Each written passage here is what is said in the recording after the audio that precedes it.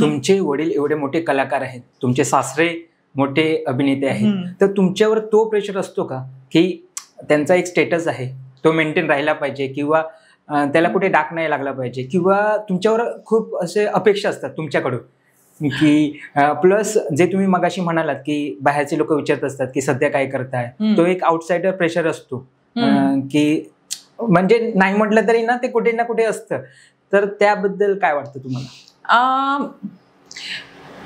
मला असं वाटतं की समहाव मला माझ्या आई वडिलांनी सुरुवातीपासूनच कधीच ह्याचं प्रेशर जाणवू दिलं नाही. ओके, तुम्हाला जे करायचंय ते तुमच्या कपॅसिटी मध्ये करा, प्रामाणिकपणे करा, मेहनत करा आणि जे काही कराल त्याच्या पाठीशी उभे राहा, हे कायम शिकवलं. त्याच्यामुळे असं कधीच मला प्रेशर आलं नाही की अरे बापरे. मी अगदी सुरुवातीला मी पहिली मालिका केली त्यावेळेला बाबाच माझ्या बाबांचं काम करत होते, तेव्हा मी घाबरले होते की मला जमलं नाही तर ह्यांना कसं वाटेल, किंवा ते पण काम करतायत आणि त्यांच्या उपस्थितीमध्ये मला जर चांगलं जमलं नाही तर त्यांना काय वाटेल, अशी अगदी पहिल्या मालिकेत मला भीती होती. पण माझे बाबा एकदम धमाल आहेत काम करायला, को ऍक्टर म्हणून एकदम मस्त आहेत ते. त्यामुळे त्यांनी कधी ते प्रेशर मला जाणवू दिलं नाही. कदाचित त्यांनाही असेल सुरुवातीला आपली मुलगी काय करते, पण नाही, म्हणजे मला सगळ्यांनी सांभाळून घेतलं त्यांच्या सकट, आणि त्याच्यानंतर ते प्रेशर कधी राहिलं नाही. हा, थोडीशी भीती अशी असते की माझी आई खूप शिस्तीची आहे, त्यामुळे बोलताना काही शब्द चुकला, चुकीच्या वाक्यावर किंवा चुकीच्या शब्दावर जोर आला तर मग घरी आल्यावर आई व्यवस्थित सगळं असं लेक्चर असतं की हे तुझं चुकलं, हा शब्द चुकला, किंवा कधीतरी हे कपडे काही मला आवडले नाहीत वगैरे, असं आईचे शेरे असतात. बाबा थोडे लेट गो करतात, पण त्याच्यामुळे आईबाबांनी असं कधी प्रेशर दिलं नाही. आणि मी लग्न होऊन येईपर्यंत माझं मधुरा वेलणकर म्हणून नाव बऱ्यापैकी माहिती होतं लोकांना, त्यामुळे तसं प्रेशर माझ्या सासऱ्याने कधी दिलं नाही, नवऱ्याने तर नाहीच. आणि त्यामुळे नाही, समहाव मला ते त्यांनी देण्यावर असतं. बाहेरच्यांना काय वाटतं पेक्षा त्यांनी ते घरात मी मोठा आहे, मी अनुभवी आहे, मला माहिती आहे, असं कधी जाणवूच दिलं नाही. कायम आम्ही चर्चा केली ती कलाकार म्हणून केली. त्यामुळे मला असं वाटतं की ते प्रेशर मला कधी त्यांनी दिलं नाही, त्यामुळे मला कधी जाणवलं नाही. प्रेक्षकांचं म्हणशील तर मी मगाशी म्हटलं तसं मला असं वाटतं की हो, वाईट वाटतं पटकन कोणीतरी असं म्हणालं तर की अरे तुम्ही सध्या दिसत नाही कुठे, तर मला असं वाटतं तुम्ही किती पाहता हे पण महत्वाचं आहे ना. बरोबर, दिसत नाही म्हणजे काय, तुम्ही घर बसले तर मी बसली आहे समोर, तुम्ही दिसायला पाहिजे असं नाही ना.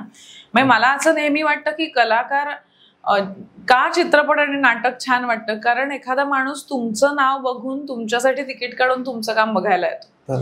मालिका काय, तुम्ही घर बसल्या स्वयंपाक करतानाही बघत असता, त्यामुळे त्या येतच असतात, त्या फ्री असतात ना. आणि कुठल्याही फुकट गोष्टीचं महत्व हे नेहमी कमी असतं. जे तुम्ही पैसे देऊन किंवा त्याची किंमत मोजता त्याचं चीज तुम्हाला जास्त असतं. आणि मी खूप सिलेक्टिव्ह कामच केलंय पहिल्यापासून, म्हणजे मी भाराभार येईल तशी कामं नाहीच केलीत, आणि मला ते नव्हतंच करायचं. त्यामुळे मला जे इथे आवडतं तेच काम मी करते. त्यामुळे मी अगदी सुरुवातीपासून अशी भरमसाठ सगळीकडे तुम्हाला वावरताना दिसलेलीच नसेन, आणि आताही दिसणार नाही. कारण मी कलाकार असले तरी मी एक माणूस पण आहे, आणि माणूस म्हणून माझं आयुष्य थोडं वेगळं पण आहे. मला माझ्या मुलाला जन्म द्यायचा होता, म्हणजे मला मूल हवं होतं, त्याची वाढ होणं मला पाहायचं होतं, त्याच्याबरोबर मला राहायचं आहे. त्याचबरोबर मला लिखाणाची आवड आहे, मला वाचनाची आवड आहे, मला वेगवेगळे छोटे मोठे प्रायोगिक कार्यक्रम करण्याची आवड आहे. तर हे गोष्टी मी करत असते. किंवा जसं मी म्हटलं की मी बालरंगभूमी समितीवर होते, मी चित्रपट अनुदान समितीवर 4 वर्ष होते, किंवा अखिल भारतीय मराठी नाट्य परिषदेवर मी कार्यरत होते. तर अशा समित्यांवर सुद्धा मी काम केलेलं आहे. मी लहान मुलांची शिबिरं घेते, जवळजवळ 700हून अधिक विद्यार्थी माझ्याकडे शिकलेले आहेत. तर ही पण कामच आहेत ना. म्हणजे मी सिरियल करत नाही म्हणजे मी काम करत नाही असं नाही. मध्ये एक गंमत झाली की मध्ये एका ठिकाणी माझी मुलाखत होती, आणि तिथे पहिल्यांदाच असं मला प्रश्न विचारला की काय तुम्ही आजकाल काम करत नाही का? तर मला एकतर असं वाटलं की तुम्ही मला मुलाखतीला बोलवलेत म्हणजे काहीतरी मी केलं असेल म्हणूनच बोलवलं ना, का उगीच बोलवलेत? नाही ना, म्हणजे मी काहीतरी केलं असेल. दुसरी गोष्ट, तुम्ही आधी मुलाखत ऐका आणि मग काही असतील प्रश्न तर करा ना. पहिलंच येऊन लेबल कशाला की तुम्ही आजकाल काही करत नाही. मग आजकाल काही करत नाही म्हणून तुमच्याकडे मुलाखत द्यायला आलीये का मी? तर मी त्यांना असं म्हटलं सुद्धा की म्हटलं आजकाल तुम्ही पाहत नाही का फार? तर त्या म्हणाल्या नाही नाही म्हणजे असं नाही. म्हटलं मुलाखत झाल्यावर आपण या विषयावर बोलूया. आणि मग मुलाखतीत मी सांगितलं की मी एवढ्या गोष्टी करते.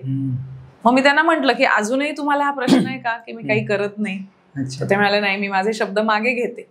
हा त्यांचाही मोठेपणा होता की त्यांनी मान्य केलं. पण मला म्हणून असं वाटतं की प्रेक्षकांनी सुद्धा थोडस एक काय म्हणे आपण, सजग असलं पाहिजे.